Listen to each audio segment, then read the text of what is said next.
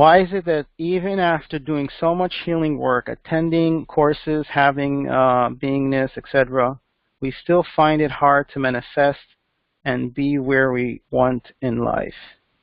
Or is it that we are trying too hard? Okay. So many times people, when they do healing work, they rely too much on faith and also attending courses. They rely too much on faith and belief that that would work. And that is not where you need to look at. You want to look at it from the point, are you getting results or not? So if you're, if you did a lot of, so if someone does a lot of healing work and it's not working, that means that that is not an effective healing modality to address what you're are trying to address. So you have to do something else. It is that simple. The other thing is that some people do healing work, but they don't take any action afterwards.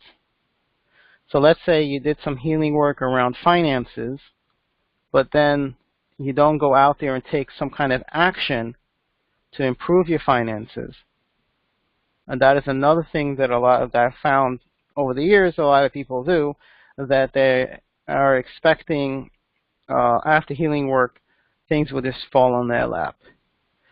It basically doesn't really work that way in real life. It's very few people it happens to, but it's not something that is the majority of people. It doesn't work. And I've seen very, very rare cases of that happening, but in most cases you'll see that that doesn't work out.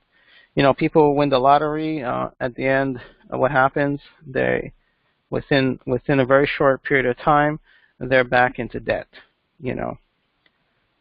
So is it that we are working too hard? It's not about working too hard. It's just that you're going in the wrong direction, right?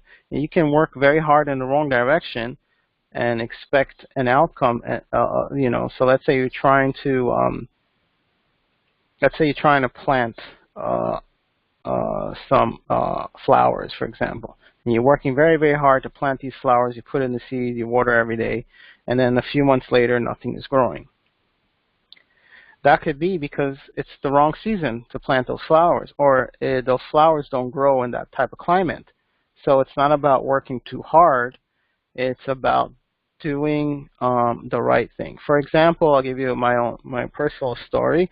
I have vitiligo now for almost 10 years now. So over the years, I worked very, very hard to find ways to resolve it.